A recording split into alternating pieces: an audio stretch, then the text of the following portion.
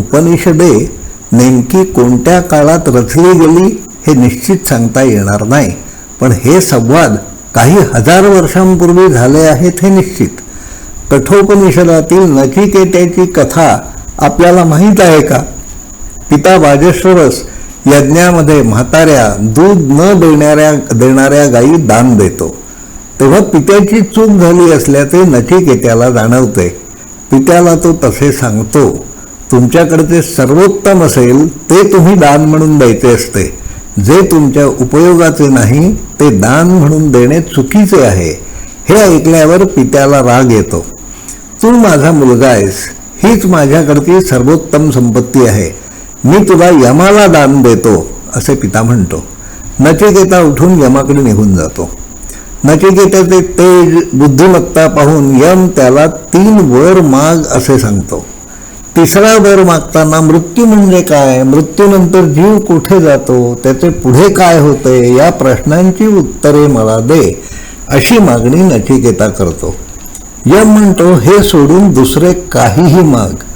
संपत्ती, मोठ्या भूभागाचे राज्य, उत्तमोत्तम उपभोग देतील अशा कामिनी, तुला हे सर्व देतो, पण मृत्यू म्हणजे काय हे विचारू नकोस. मृत्यू म्हणजे काय हे भल्या भल्याना देवानाही कळलेले नाही. नचिकेता त्याचा हट्ट सोडायला तयार होत नाही. तेव्हा यमाच्या तोंडी दिलेल्या एका श्लोकाचा पहिला भाग, नायम आत्मा प्रवचनेन लभ्यो न मेधया न बहुना श्रुतेन असा आहे. आत्मा प्रवचनाने मिळत नाही, बुद्धीने किंवा पुष्कळ काही ऐकल्यानेही तो कळत नाही. तत्वज्ञान वाचून ऐकून बोलून तो समजू शकत नाही.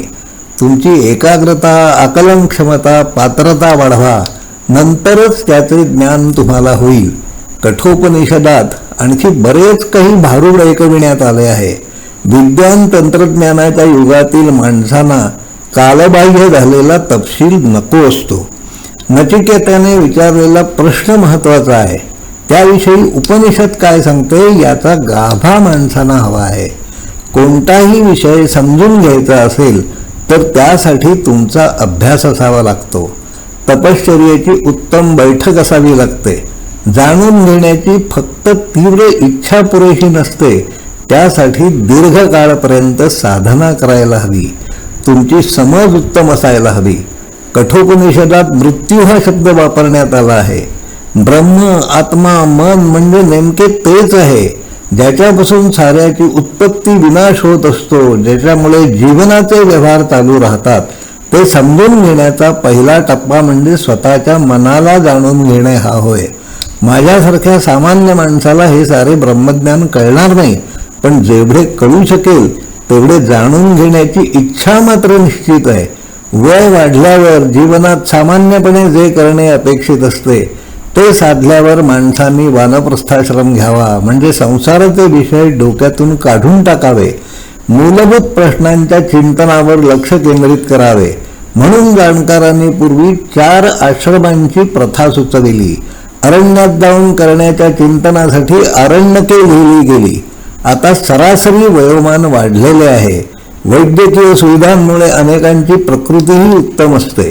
जीवन म्हणजे काय, मृत्यूनंतर आत्मा कुठे जातो, या विश्वाचे व्यवहार चालवणारा निर्माता कुठे राहतो, असे प्रश्न फार पूर्वीपासून विचारण्यात आले आहेत. हे प्रश्न कालातीत आहेत. या प्रश्नांची उत्तरे शोधण्याचा प्रयत्न ज्येष्ठ नागरिकांनी करायला हवा. आजच्या काळात कदाचित याची तर्काला पटतील अशी उत्तरे शोधता येतील. आपल्याला हे पटत आहे का? धन्यवाद.